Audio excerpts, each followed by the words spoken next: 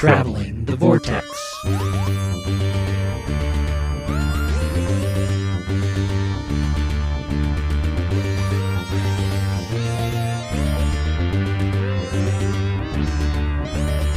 We've joined the Doctor as he travels the Vortex and arrive at episode 533, where we can suddenly see green monkeys.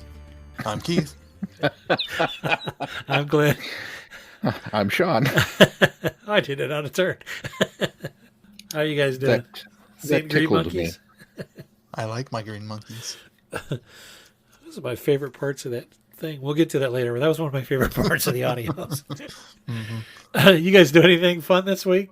Did everybody watch Guardians of the Galaxy holiday special? Yes. Oh, yay. It was so much fun. It was fun. And it was I liked it a lot. It was, while not pace by pace, exactly like the Star Wars holiday special, it definitely was an homage with the musical number and the animation. And it was a lot of fun. And it made me realize how much I have missed my Guardians crew and can't wait for Volume 3. Right? Yeah, that's for sure. And Swole Groot. Yes. Which at first I thought it was a guy in a costume. I thought, oh, they're saving some money. But then I saw that James Gunn had tweeted that, no, it's still CGI. Because he's been trying to drive home the point that it's Groot's offspring. It's not Groot again. It's Groot's offspring. That this Groot is a different Groot. So they're taking a different look. This Groot's developing differently than his father did. So, which makes sense. Oh, man, and Kevin Bacon. He was so good in it. So good. I never really had thought much about Mantis before, but now after this, I like her a whole lot more. Yeah. And that big reveal. Yeah. Which, a lot of people had suspected that anyway. I don't know if you guys had seen that, but for like the last few years, I've been seeing a lot of people saying that was potentially the case, but they verified it. Did you guys do anything else? I had another thing, and I can't remember what it was, but maybe it'll come to me. Oh, yeah, Caitlin was home. We saw Black Panther Wakanda Forever again. Oh, nice. I finally got all of Moon Knight watched. Oh, what'd you think? I thoroughly enjoyed it. It was a lot different than I expected. Yeah. Especially from the trailer. It went off in kind of weird different directions that I liked. I don't know if I would look forward to watching it knowing I had another episode coming, but I wasn't like bouncing to get to the next one. But every time I watch it, I kept thinking, wow, this is so much better than I think it would be. Yeah. And Oscar Isaac did such a great performance in that. He really made those two characters distinct and separate. Yeah. And yeah. Two? And all the zaniness. Well, then three. There was three all along. We just didn't see that's true. We just didn't see the third one. Yeah, and the third one is the action guy anyways. Yeah. The blackout. The zaniness of it, I also really appreciated. I do kind of wish they would have somewhat tried to explain how there are now Egyptian gods in the Marvel Universe, but whatever. Well, obviously they've always been there, but it would have been nice to give some alien or Eternal or some sort of reference there, unless I just missed it. Well, the impression I think they give is that they've pretty much just stepped away, and they're not here. Yeah. Khonshu's really the only one that is still sort of and he was trapped for so long until Oscar Isaac's character, now the name escapes me, but until he freed him and took him on. Yeah, Mark. But they pretty much have distanced themselves, and they're kind of somewhere else, and they only use their avatars here to communicate when necessary or to do business when necessary. So it makes sense that they've kind of been in the background because, when the Alexander the Great sarcophagus thing was, gone and buried, and they had kind of gone off, and Khonshu was really the only thing that was kind of bringing them back when they needed to come back. So, and then what's his name? The other guy that was trying to resurrect the other dead Egyptian. Yeah, it just felt very disconnected from the MCU. It was good in its own standalone, but as far as like the MCU big picture, it felt very isolated and on its own. I could see that.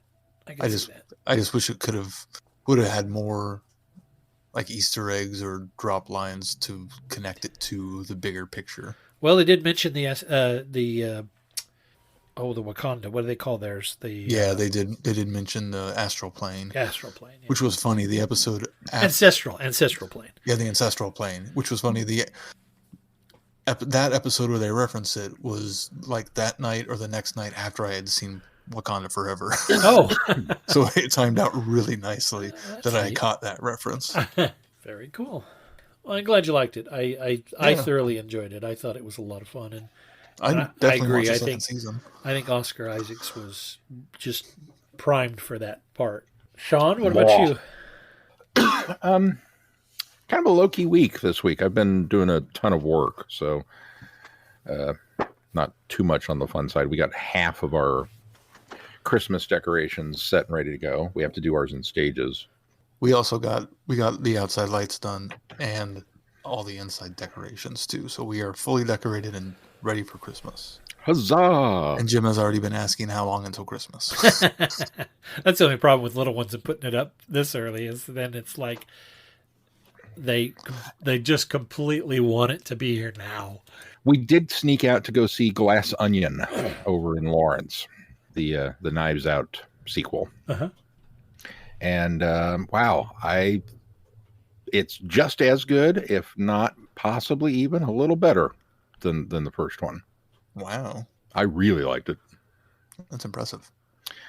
So unfortunately, it has such a very limited window of availability in theaters. You have to wait till, I think, Christmas for Netflix to start running it. But yes. I didn't realize it was going to be that limited. Yeah, apparently it was small. It was like a week. It was whatever is just enough to get Oscar considerations out of the way. Well, I have to hold on to my Netflix for a little bit. I'm going to hold on to Netflix for a little bit longer anyway because I'm going to watch Wednesday. But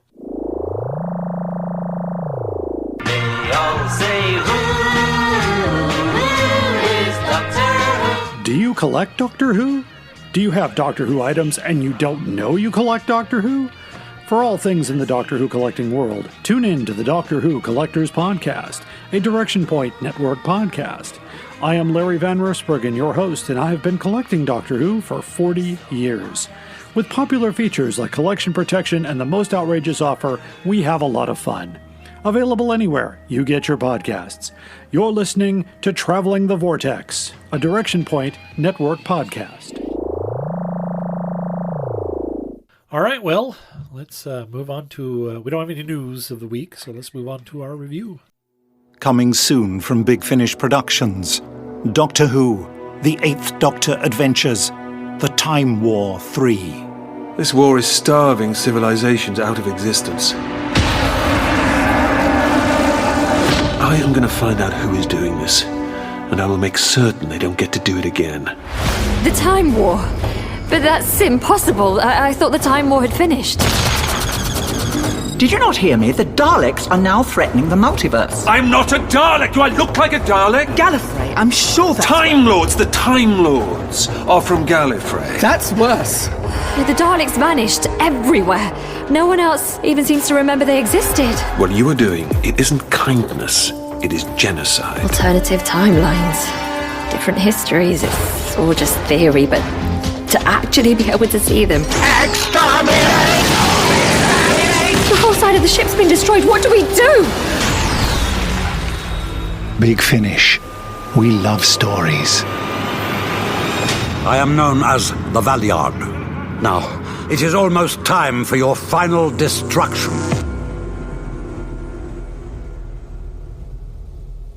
State of Bliss. Bliss has lost her home, her family, and her friends. An orphan of the Time War, the Doctor attempts to find out where things went wrong. Across a multiverse of possibilities, Bliss discovers the many paths of her life could have taken. But do they always lead to the Time War? And if Bliss can save her past, will she destroy her future? And the Doctor's? This was all right. I found it very confusing and hard to follow. I think that was my... I think it was a good story. I think it was well done. I just was very confused most of the time. And had a lot of trouble following what was going on.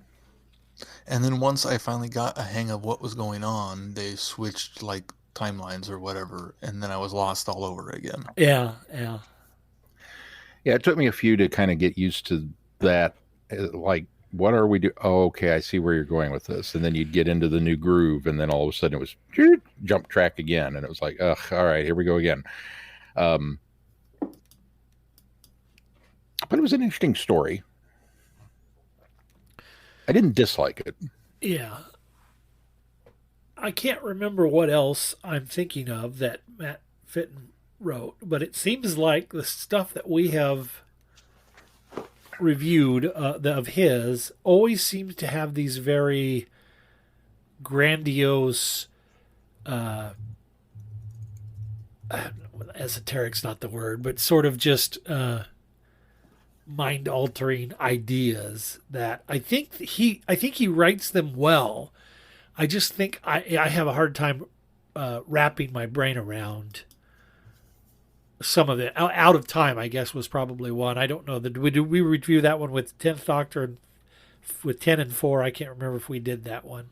That was one of the ones I was think thinking that was you. Just me. Okay. That was one that I think was a bit high-minded, I guess. I don't even know that that's the word for it. It's just very convoluted is not even the word, because I don't want to put a negative connotation on it, because like I say, I think he does a fairly good job. It's just you really have to be on your toes when you're reading or listening to a Matt Fitton story. I think his stories would be better in a visual, especially these sort of stories would be better in a visual medium where you could see those transitions and changes and instantly be able to keep up a little quicker. Yeah. Where the audio makes it a little harder because it's all the same actors. Then they're all of a sudden talking differently and talking about different things, and it takes you a little bit to try to, spin those wheels and catch up. Whereas with a visual medium, you would be able to catch on real quick. Yeah. Of this set, he has done Echoes of War, which was the very first on the Jungle Planet that was going through the time. Oh, yeah. Stuff. Yeah. Okay, there you go. And the Conscript, where the Doctor goes to boot camp. Oh, okay. He also did. Also did Rulers of the Universe, which was one of the Diary River, the fourth one in the first set of the Diary River song, which I think was another one of those ones that was complicated. That's what I'm looking for. He writes very complicated stories. Yeah. Which is not a bad thing. It's just sometimes it's hard to keep track. Right. I think that we sort of got, in a weird roundabout way, I think this is the one where this is what I've been waiting for, in terms of I felt like we didn't really get introduced to Bliss well enough yet, and I think this takes the first major step in sort of understanding why she's such an anomaly, or why she's sort of a girl out of time. And we've done kind of the girl out of time concept before, but I like that she's very much an amalgamation of different timelines because of what was being done in order to, manipulate and sort of trap the Doctor and bring him to this point where he could be used. And so I think that I felt a little more satisfied with this story because I felt like this was a lot more Bliss focused. She wasn't just a companion, hanging around being smart occasionally. This one focused more on her and gave us a lot more of her backstory. Well, I agree, except I wish it was more of her actual backstory instead of these what if situations. Well, I think that's the. You know what I mean? I think that's the idea, though, is that she is lot of these. All of yeah, these. It's just all of these what if situations, which I think makes her even more complex of a character because. I guess they do have that conversation at the end about how she remembers all of it. Right, you can't really nail down her past, which I think can be to an author's benefit because they can really kind of have fun with that in the future by. Anything's possible with her now because you can refer to any number of pasts for her and it makes sense because this story kind of solidifies the idea that a good example would be we have established characters in the Doctor universe that have, because of multiple media sources, have very complex and contradictive timelines. And this one that's the theme of this story. It starts with the contradictive timelines, and so it's already muddled. So you just kind of go out from here, you know. So I think that's kind of a unique position to have. That's true. Sean, you're awful quiet. I don't know. I struggle with this one because I didn't dislike it. As Keith alluded to, I enjoy Bliss as a character, and any excuse to get more of her, and kind of delve into the backstory, and as very aptly as the Doctor says, an orphan of the Time War, and what exactly does that mean? So that was great, and I appreciated some of the alternative histories that we were thrown into, like the one where the Doctor was the Gestapo leader in charge of the planet, essentially. Yeah. And it kind of made me realize that, wow, it'd be kind of interesting to cast Paul McGann as the villain of a piece, because he lowered his voice to a register or something that just he was still the Doctor, but he had an edge to it that's not normally there. Yeah. And I got chills listening to that. But it was certainly a clever way to play with her memories too, because it was basically her mind supplanting the Doctor into those scenarios. So it wasn't necessarily like it was an alternate timeline for the Doctor. It happened to be she was reflecting or projecting him into those scenarios as her mind was recalling that information. And I thought that was a clever way to kind of utilize just a handful of actors that you already have and explain why Paul McGann is playing different parts. And I think that was something that at first made it a little bit confusing until I think there's a dropped line where it talks about how she's remembering these out, the characters exist, but she's remembering them in a different, as a different person or different persona. Right. Also, nice use of the TARDIS telepathic circuits. Yes. Yeah. Yes. Yeah. We haven't got much of that with classic Who, so that was interesting. Yeah, it was good. It's a good start. I think this is, if you're going to do one that's complex like this, I think you do that and you get it kind of out of the way. And I don't mean that, again, in a bad way. I mean, it makes it sound like we're saying that this story isn't very good, but it is. But I think it's good to set it up at the first and kind of establish it and get it over with, and then kind of move on to, I don't want to say simpler stories, but maybe less complex ones, which, although some of these next stories that we're going to review aren't, simple stories either. This is a dense box set. It is. Yeah. It really is.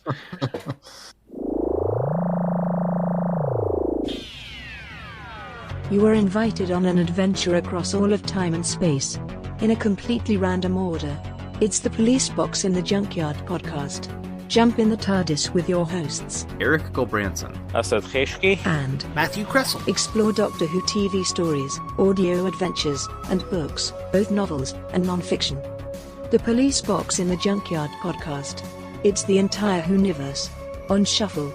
The Police Box in the Junkyard podcast is a member of the Direction Point Network and is available about once a month wherever you find your podcasts. You are listening to Traveling the Vortex. The famished lands. Trying to make a difference far from the front lines, the Doctor and Bliss arrive on the Vale of Ichthyos, where the Time War is starving populations out of existence. The inhabitants have taken matters into their own hands, but are now on course for something worse. Bliss discovers exactly how the robot enablers are helping the people, while the Doctor uncovers a terrifying secret. Was anybody concerned that this was going to turn into a Soylent Green scenario? Briefly. I was especially pretty much. I was especially horrified that might happen after the Doctor and Bliss had both had their meal. I want to give half of this story a da-na-na, and then half of the story gets a what?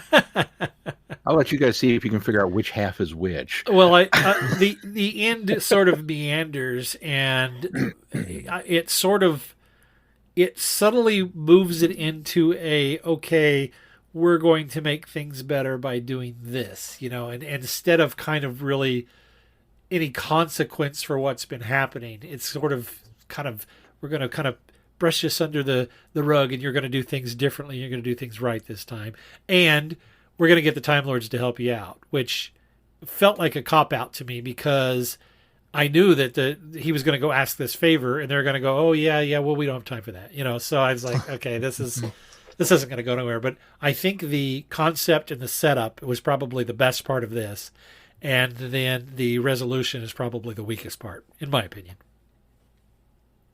I could see that. I really like the idea of this story, and the impacts the Time War is having, even with planets that aren't being pulled into the war directly, and that this planet has, they've lost their food supply essentially and have to come up with a different option, and exploring that and discovering what has happened and where things have gone wrong was absolutely fascinating. For me, where it kind of went off the rails, well, I agree with you that the ending was kind of a little lackluster. It's really, I struggled once it got to the skeleton army in the basement. The Legion of Bones.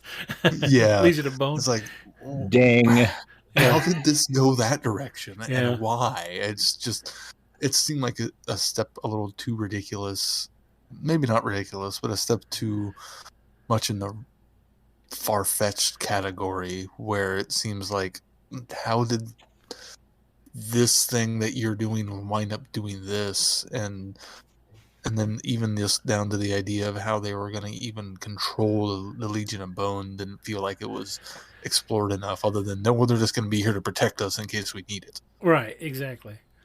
Yeah, that was the half that did not work for me at all. I 100% agree with Keith. The setup was great. This is one of those things that, as we've delved into the Time War and gotten further and further into it, I think we've pretty well established the blink and you miss it planets and civilizations that were here and are now gone concept, and how the time aspects of the Time War work. But this was kind of the first practical. This was a war aspect of the war. We're talking about a supply route has been disrupted because a war broke out, and it's like, that's a very kind of thing. But I had not considered it. And so to see that it's not just this planet, this is the planet that we happen to land on. And so the implications of that are kind of horrific, that, this is one of the famished lands. Oh, okay. Yeah. But we're going to narrow our focus down to this planet and deal with these poor people. And, something obviously was up. That was kind of, obviously it's a Doctor Who story. Something's always up, but with, the robots euthanizing folk and whatnot, so you kind of knew that, okay, there's I think I've already got most of the pieces of this puzzle. I just needed a little help putting them in the right order. Yeah.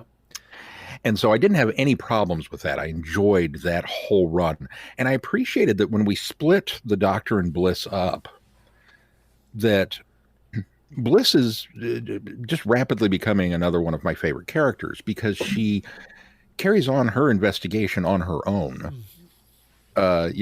She is swept up in this wave of circumstances, but she is no damsel in distress, and goes so far as to steal the transmat. And then when Isra united with the Doctor, how'd you find me? Well, I had to hit 13 different settings before I found you. Right. Yeah, there's a whole box set of adventures there of what could have happened to her, but just very off the cuff. Yeah, no big deal. I got it figured out. And it just made me love her all the more because of how resourceful she is. And we also get the green monkeys in this. That whole sequence where he's hallucinating was fantastic. Yeah. And when Aaron, when she takes him into the factory or the room or whatever, and she's like, have a look around, see what you think, don't touch anything. And then he's like, wait, you're going to let me in a room by myself? Tell me not to touch something? Tell me not to touch something? What's right? Yeah. And you're not locking me up. You're just giving me free reign to look at stuff. He knows something's up, and he suspects something's up, and he's right. It's a trap. Right. And she's basically leading him to his death. she thinks that this is going to end Trying up to. killing him. Yeah, exactly. And so the shock when the one guy calls and says, "Oh, we've got an intruder," and she's, "Oh, he's dead, right? And he didn't have a mask. Well, he's dead, right? No, he's still alive." And luckily, because his physiology is different. But yeah, so the hallucinations, and boy, yeah, man, McGann just sells that. I believed that he was really seeing those monkeys, and then it's very much a surprise, and he thinks that when Bliss shows up, that she's in his head, and that's not real too, because now he's finally, his Time Lord mind is finally rationalizing that, okay, this is all in my head. This is all in my head. The beauty of that scene too is that we the first half of the story is starvation and famine, and oh my God, this is horrible, and it's kind of almost a down story through the first half, and then you get this nugget of absurdity, and it's not just McGann's performance, which is great as always, but the music cue and the sound design and everything that cues in, just all of a sudden it was like, are those monkeys? I said, that sounds like monkeys. And then McGann says, green monkeys. And you're just kind of off and rolling on this thing. And it's so out of place. And it worked wonderfully to break that mood. And I did not expect it at all. Unfortunately, it's then followed up by this Legion of Bone idea. This psychotropic drug that they've been feeding the populace that makes them think that they're eating when they're not actually eating. Clever concept. And yeah, very clever concept. All for that. But it has there's one dropped line about, well, it also mutates you into this. And it's like, how does that work? I mean, I'm all for unexpected, side effects in a mad science experiment. But, well, we developed this and it's a food substitute, but it doesn't work. But it makes you think that it's a food substitute. So you're happy. Okay, we can roll with that.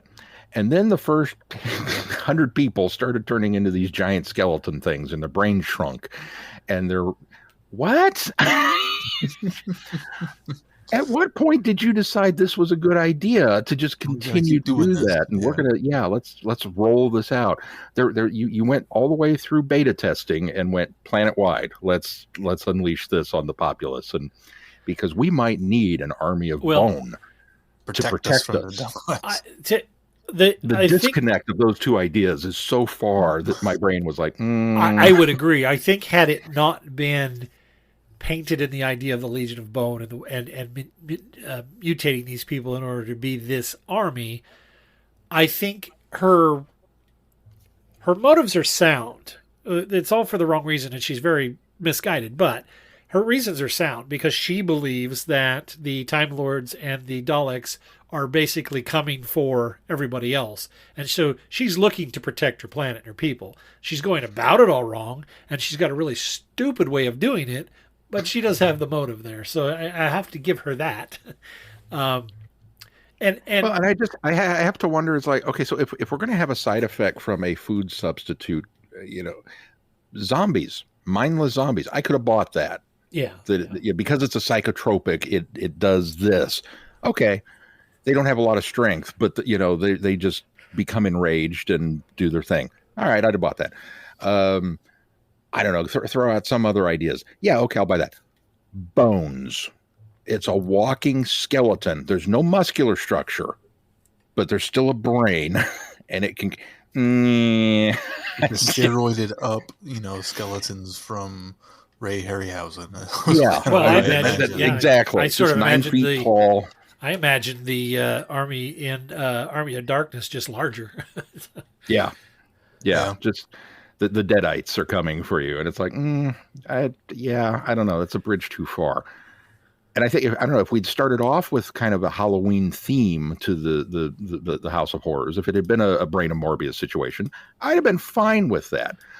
But going from one extreme to the other, it just kind of fell apart for me. And then you stick that pat ending on the end. Oh, well, I promise to be good. You're right. I'm wrong. You have to. The time will come help. I'll confess my sins.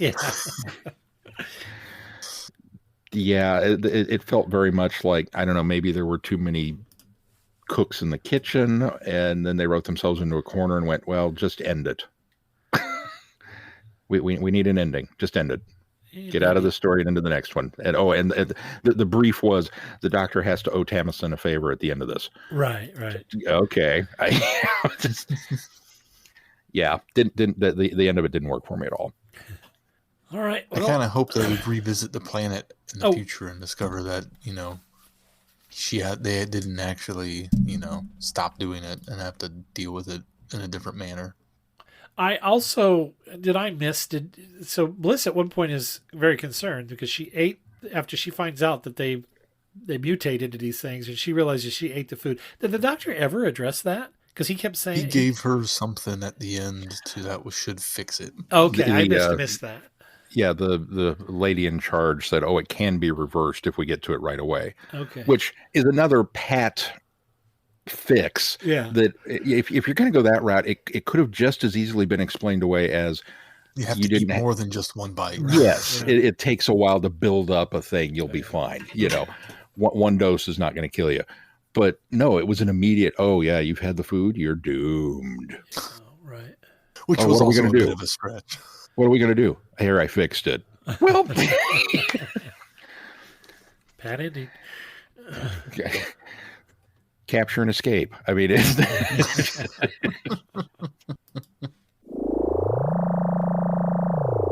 Hello, fellow time travelers, and welcome to the Doctor Who Target Book Club podcast, the only podcast to discuss, in story order, all the Doctor Who novelizations.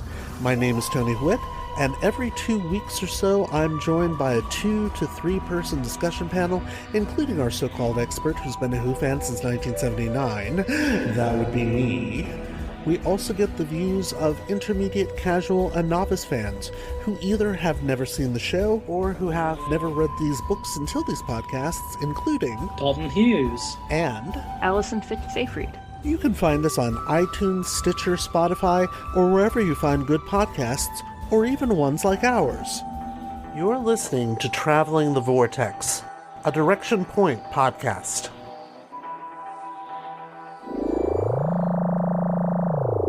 All right, well, let's move on to the next one. Fugitive in Time.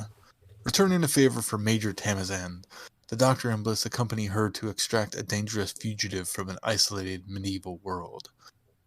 Shanath is the last of her kind and has her reasons to be wary of Time Lords. What's more, the Daleks are also on her trail. When the Doctor and her friends arrive, the enemy is already closer than they think. This is another one that there were ideas here that I really, really liked. And then there were other parts of it that didn't quite gel. I sort of like this one, except for what I did like about the Famished Lands is this is what I kind of wanted to see from the Eighth Doctor. I don't want the Eighth Doctor on the front lines. I want the Eighth Doctor on the rebound and trying to protect these planets and these populations that are, threatened by the war or are casualties of the war or are in some way being affected by the war. And you could do do dozens and dozens of stories of the Eighth Doctor popping around and helping all of these different groups and societies and planets and whatnot. And so that's what I like. So what I didn't like about this one is it felt like the Doctor's being yanked back to the front lines again. And while this is more of a sort of an espionage mission, it still felt a little bit out of character for the Eighth Doctor too. Now, granted, he feels like he's doing this as a way to convince what's her name to go ahead and help with that planet and make those changes and leave that planet alone so the starvation thing doesn't happen. But it just didn't feel that way. That being said, I actually liked the story. I thought it was really cool. I was very much surprised by who the Dalek agent was. I did not suspect the King at all. I like, again, Bliss in this situation where she ends up getting, caught out, but she's very savvy in playing this role as the lady in waiting and using her wits and her skill to try to convince the King that she is who he thinks she is, and then again, that kind of falls down. But she's very capable there at the beginning until it kind of starts to fall apart.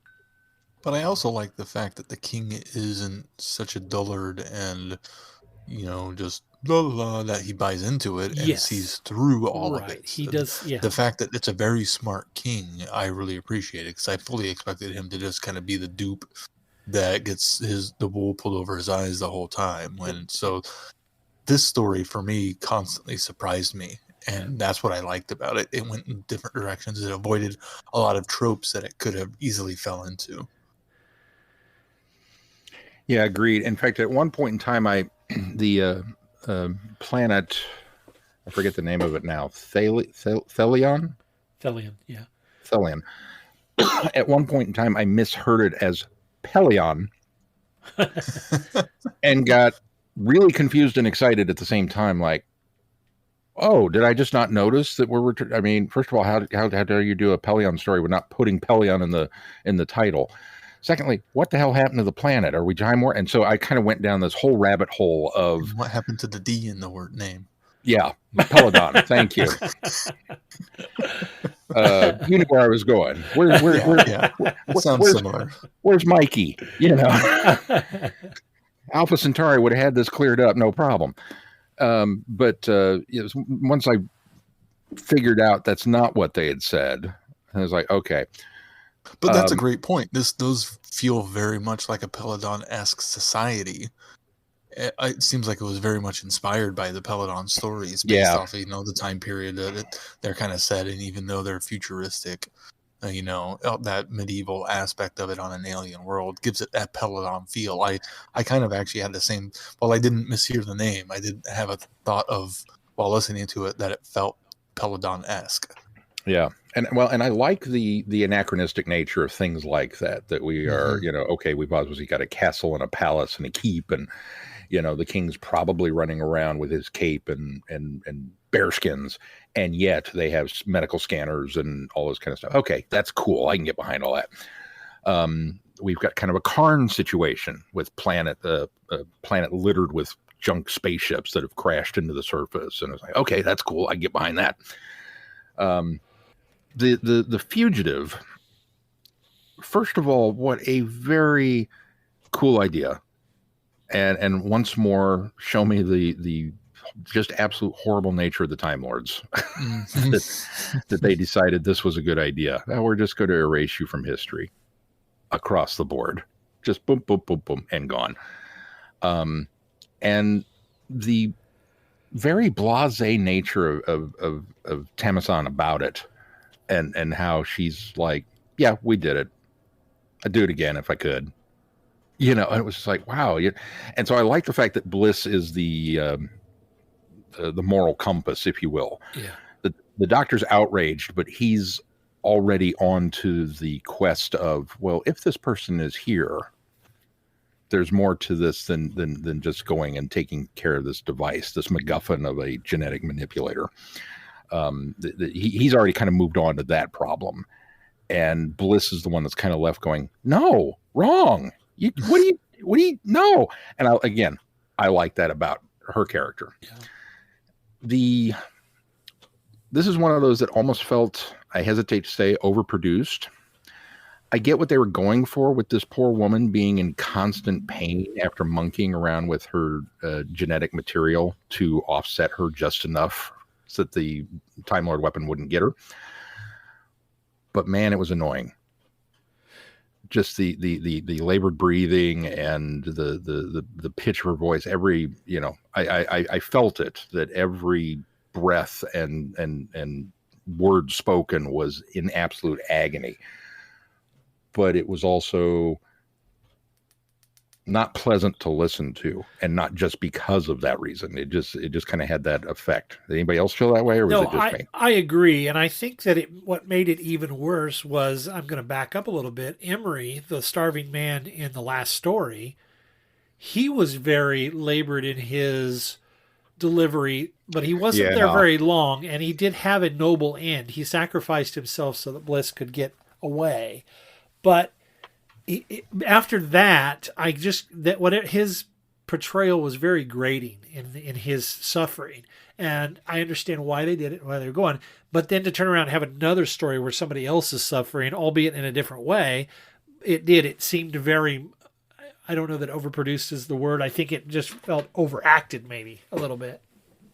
I think you could conveyed that she was in constant pain without having gone as far of presenting it. I think they felt like, oh, this is audio. We're going to have to really push it, verbally. Yeah. But I didn't think they needed to do that. Yeah. Maybe it was just me, but that kind of soured that. Didn't element I just of it agree with a you? little bit. No, you did. Then it's not just you. Yeah, I can see a little. I can see that too. I'm trying to be polite. Maybe it was me, but it did. It soured those elements of the story a little bit. That it's like, oh, she's talking again. Okay. Not quite Delta and the Bannerman levels of what, but it was there. Oh, I do like Bliss realizing that because the tapestry was not allowed, the Great Tapestry was not allowed to be touched, that she's the one that deduces the idea that must be where the genetic modifier is being hidden. Well, and I love the when they get split up, and Bliss is like, oh, I'm just supposed to go off and do the thing. He goes, oh, you'll be in the palace. You'll be, you got the inn. You're set. Right. And it takes all of, I don't know what, an hour for the king to figure her out. And I love the conversation where he goes, oh, right. Well, how come we sent everybody else ahead? Oh, I wanted to show you this. Here's the waterfall. Everybody knows what it's called. Why don't you tell me? And it's like, oh, man, you are so boned. What did she call it? Well, my family just called it the waterfall. Yeah. The big waterfall. Yeah. But yeah, so there were definitely elements to this that were a lot of fun. And then we get to the inevitable. The Daleks show up and screw everything up. And it's like, okay, cool.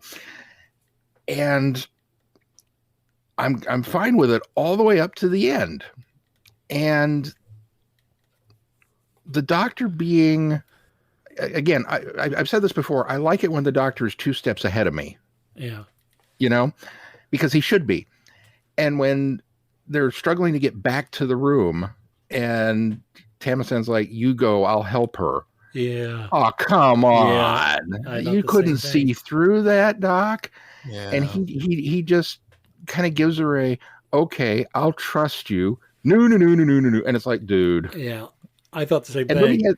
Then he has the gall to be surprised later. Is there anything you want to tell me? I know that's what I think. I sort of worked because I thought, okay, he has figured it out. He knew that was going to happen anyway. But then it was a very much when she says, oh no, I didn't, then he's very much, okay, but if I ever find out you did. And I thought, yeah, she did, and she did, and so you need to confront it here and now, not if I ever find out. That was a little frustrating. What are you gonna do, Doctor, when you do find out? Right, yeah, exactly. I went one step further with it. Is first of all, if I ever find out, it wasn't delivered with enough gravitas for a McGann threat. Yeah. Mm-hmm. He has a certain pitch that he goes to when he's threatening somebody. And I get excited, and he didn't go there with it. This was almost more of a, if I ever find out you did this, I will be severely cross with you. Right. But worse than that is there anything you want to tell me? Which implies that he knows what's up. Right. Well, that makes him culpable because he walked off to begin with. Yeah, that's a good point. And that just really, that was a sour no. No, I don't like that. Mm-hmm. Again, it was written in such a way that this is what had to happen, of course. I mean, I don't think it was to anybody's surprise. We know Tamasan's going to go there. We know that she's going to, oh yeah, this is the mission. We're going to recover this. No, it isn't. You're going there so that you can assassinate this person. I mean, let's just call it what it is. I know that Shaunith was the last survivor of this group that the Time Lords had basically erased from time. But did they ever tell us why they erased them from time? I don't think they did. They didn't. They And didn't. Okay. And I want that story. I want to now know the Yeah. backstory of this, and then they can go there and explain. I don't need to know that Shauna gets away and how she gets away. I just want to know what these people did was so bad for to the Time Lords that the Time Lords felt they needed to be deleted from time. And was that part of the war, or was that like pre-war? Because the Time Lords. I got the impression it was pre-war. Yeah, the Time Lords were pretty ruthless even back then. Yeah, because McGann even references, something about, it's a legend of the last of the things that doesn't exist, and this has been around for a while, which then sets up the idea of why haven't you done this to the Daleks before now? I mean, if you had this ability, what did this race do that was so egregious that you wiped them from history? And yet the Daleks... What did they do that was worse than the Daleks? Exactly. What did they do that the Daleks didn't do yet? And it's just, it's one of those threads at a sweater. The moment you start pulling at this, the whole thing, and it's like, okay, I can't do that because... I like to believe, though, that whatever they did back then, they don't have that ability to do it now. And because it's or at least the of moral legend. Compass not to do it anymore. Because I think that they're desperate enough in this time war that they would do it to the Daleks. So I have to either believe A, they don't have the ability to do it now, or B, the Daleks have always been one step ahead of them and they've not been able to do it because the Daleks have outmaneuvered them each time that they've tried. So I have to believe that it's one of those two scenarios. I guess because they definitely the Doctor back at Genesis to stop their rebirth. Right. They definitely would have wiped the Daleks out from time by now. I guess there's a line in one of the Gallifrey stories we listened to where they were concerned about we can't go to this level because the Daleks would also go to that level. Yeah. In many ways. One of the War Master stories. Or was it a War Master? Yeah, I think it was. Which I have a hard time believing the Daleks aren't already going to 11 as it is, just being the Daleks. Yeah. I don't think they're holding back anything, really. I think the Gallifreyans just think the Daleks are holding back. I'm surely the Dalek strategist is not concerned with... No, they don't have the moral implications. Exactly. I mean, they that they have to think about. We could wipe them out, but they would come back and do this to us. The Dalek strategist would be like, we could wipe them out, and we're obviously superior, so there's no way they could get us. So we should wipe them out. I don't know. There's a lot of little niggling problems with the end of it. That's just like, yeah, okay. Although, at the very end, somebody shows up. It does set up the final story. And it did redeem itself greatly once I figured out who that was. The return of the man who I once shared a bathroom schedule with. Okay, raise your hands if that was what you thought of. It was me. My hand's up. Yeah. I did not. Hey, it's Glenn's bathroom buddy.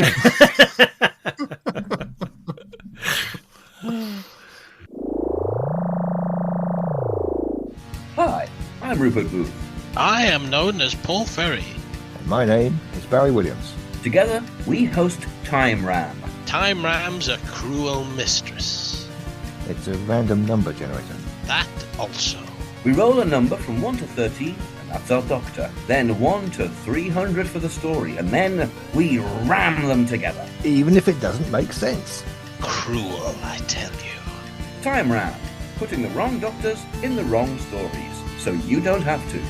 You're listening to Travelling the Vortex.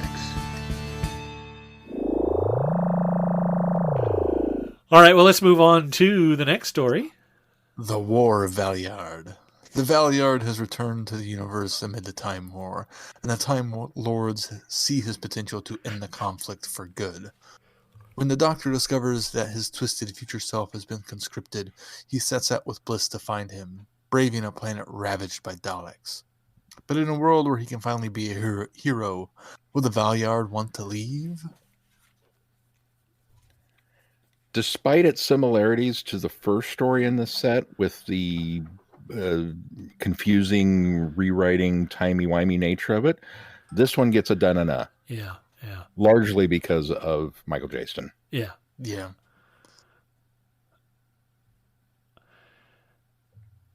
I think what I like about this one is it, as confusing as it is, it gives us a glimmer of a Valeyard who could have been a good version of the Doctor, a glimpse of it. His evil nature ends up bleeding through in a lot of these scenarios, but at the very end, there is almost this redemption arc for the good that's in it, as he's referring to himself as the Doctor. Obviously he's questioning each time that he has these, memories or the laughter in his mind that he is evil or that he's being manipulated or whatever. I also like the fact that when the Doctor and Bliss manage to arrive on the planet, that the first way that the Doctor pictures him is the very same way he saw him in Trial of the Time Lord, because that's what his mind would project, because that's what he's familiar with. Mm-hmm. Yeah, I really like the idea of, the fact, what a clever way to bring the Valeyard back and not have it actually be the future incarnation that we don't know what's going to happen with, which I think has now been written off as an alternate timeline future incarnation because of the Time War. I think this sort of kind of helps solidify why the Valeyard doesn't actually come to be, and also lets him be his own thing at the same time. Agreed. The idea that he tries to be good and be the Doctor while battling with these inner evil thoughts and feelings and all this inner turmoil that he's going through is absolutely fascinating. And Michael Jason does such a phenomenal job portraying both sides of that at the same time. Yeah. I mean, had the Doctor and Bliss not shown up, I still would have been content to listen to whatever Michael Jason was going to go throughout this whole story. It would have been a fantastic story, even just on its own with that. Yeah. Now, does anybody know, is there a Big Finish Valeyard return? Because there's a line that the Doctor says when he's explaining who the Valeyard is to Bliss that kind of makes it seem like the Eighth Doctor has encountered the Valeyard before. Not just that he's remembering him. Not just that he's, and I could be wrong, but it kind of gave that impression. But yet, if not, this was the perfect setup, that we had this genetic manipulator and a transmat that got bounced around from where it was supposed to go to a Dalek ship and back. And we basically have a Thomas Riker. We have a transporter accident that has created this duplicate, but the genetic is okay. I am totally on board with that idea of how the Valeyard comes to be. Because all we know is, well, it's somewhere between your final, before the end of the road for you. This is the they actually say somewhere between his 12th and final regeneration, something like that. Do they yeah, I think they put a number on it, because I think that was one of the things that kind of solidified the limitation on the Time Lords amount of regenerations they have. He was in a Sixth Doctor adventure story. Well, he was in the last adventure for the Sixth Doctor stories, where is kind of the capping off of the Sixth Doctor's the true regeneration story, right before he becomes the Seventh Doctor. But there is one that was a bonus feature called the Trial of the Valeyard. But I think that's also Sixth Doctor as well. It's a Sixth Doctor story too. I mean, the Sixth Doctor obviously now has encountered him a number of times, and there is a lot of books apparently here that they've brought the Valeyard back in, which they are not. Big Finish is not shy about making reference to stories as well. Even if they are contradictory. So that might be the case, that he, besides his encounters with him as the Sixth Doctor, perhaps he encountered him once before as well. I don't know. I suppose we shall see. We'll have to bring back our what did we call our villain ones? Adversary Archives. Adversary Archives, and do a Valyard. throw some Valyard stories on the schedule. I am down. We'll have to do that next year. I almost think I think they're all but writing this off, but I almost think we need to also do another toy maker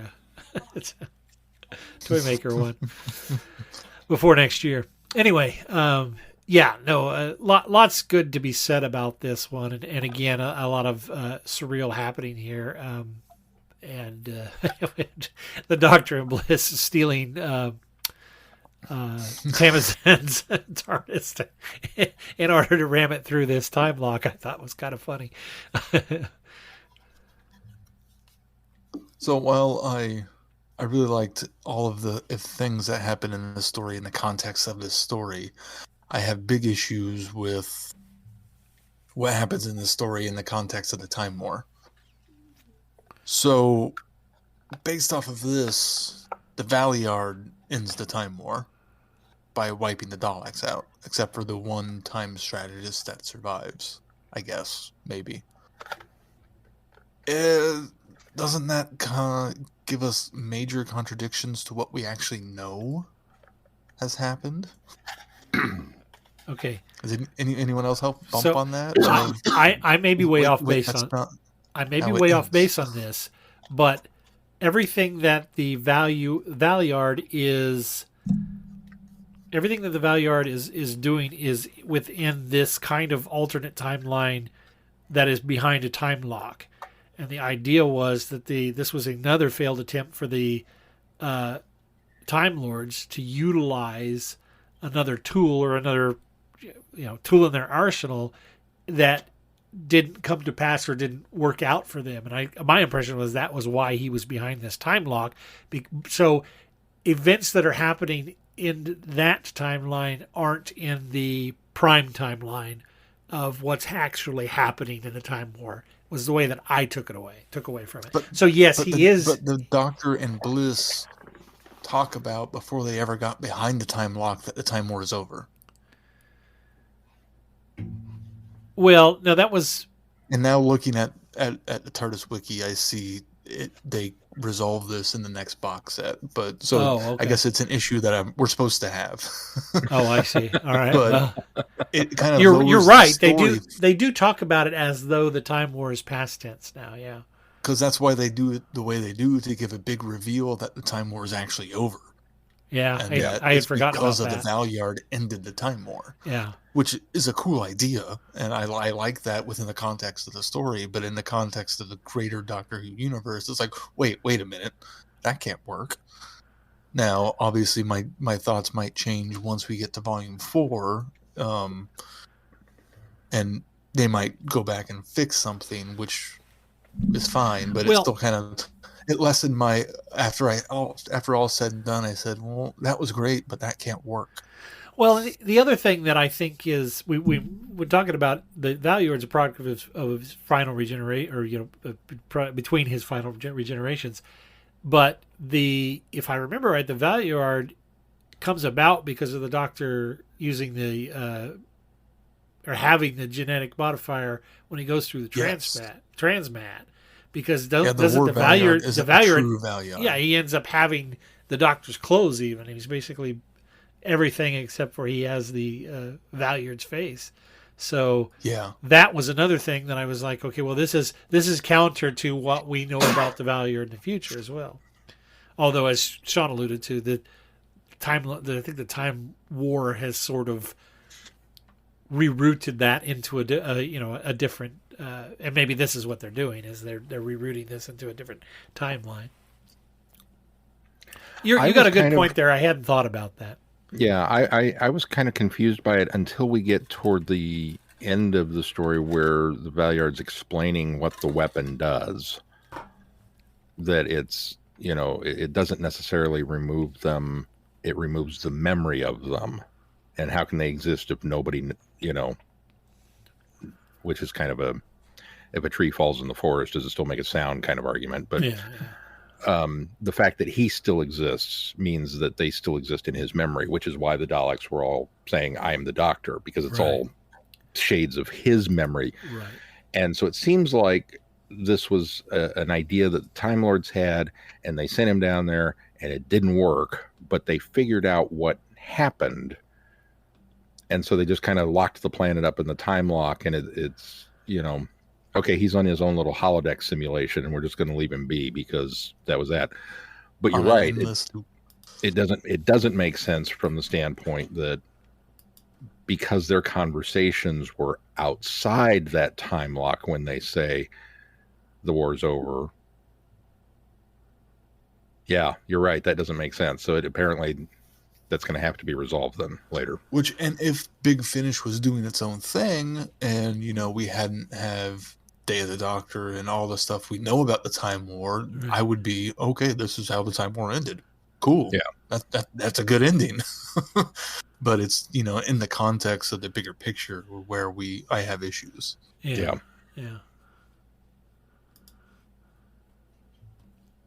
I guess we shall find out. That was my literally only complaint with this story. All the rest of it I absolutely loved. Yeah, agreed. It was so very good. And I love that Michael Jaston was able to, and Glenn I think alluded to this earlier, where he played both sides of the role, but it was all, when he was the Doctor, his vocal performance almost reminded me of what's the guy's name? Tony Jaa. He plays the bishop in Hunchback of Notre Dame.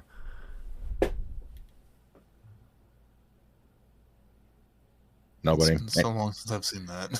He's been in a ton of things, a great voiceover, and he's got that very deep, resonant bass voice, and so much to the extent where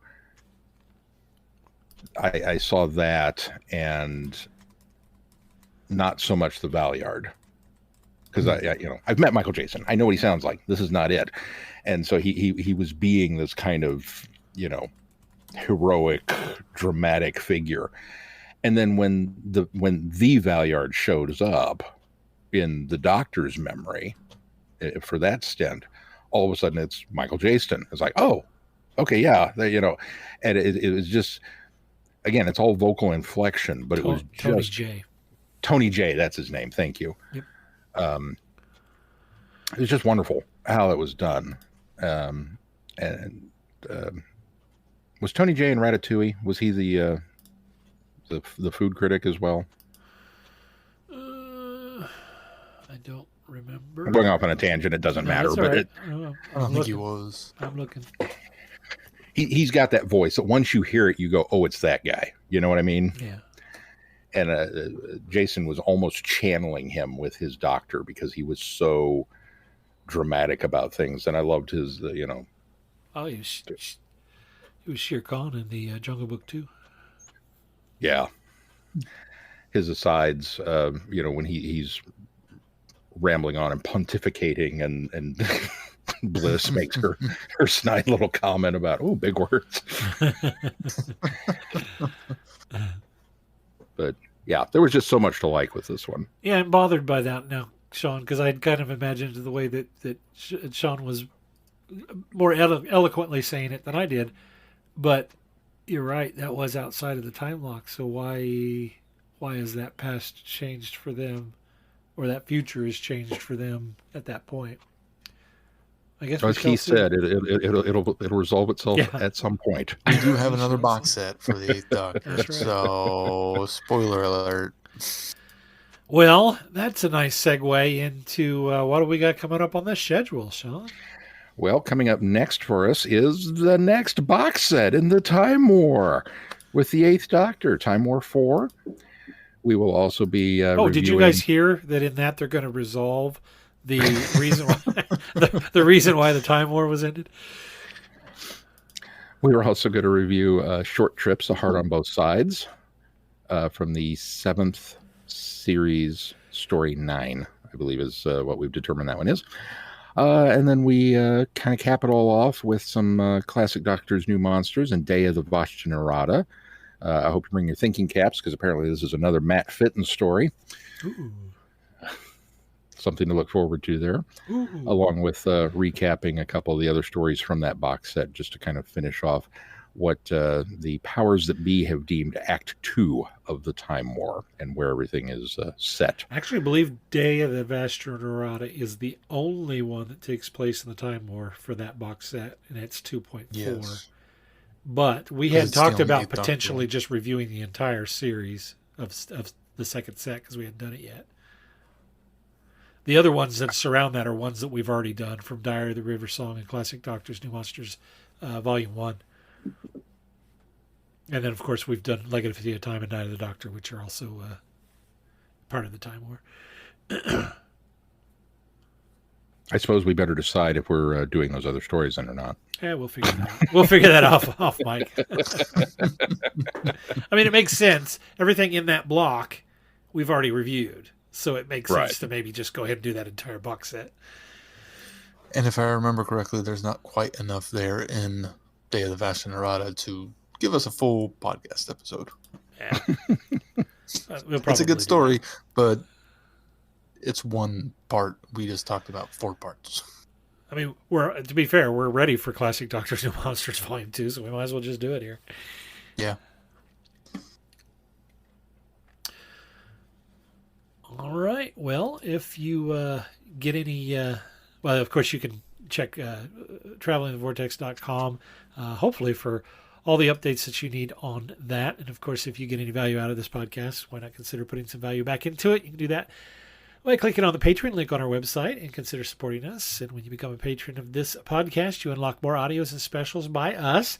And if you could just give us just $1 a month would help us tremendously in keeping the lights on here at Traveling Vortex.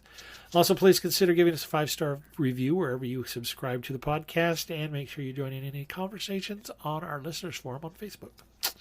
Anything else we needed to wrap up before we close this show? If not, until next time, I'm Glenn. I'm Sean. And I'm Keith. Cheers. Good night, everybody. Be seeing you. Thanks for listening. You have been listening to Traveling the Vortex. Doctor Who and all of its associated programs are owned and trademarked by the BBC. No infringement is intended or implied. Direction point! Direction point! A Doctor Who podcast network.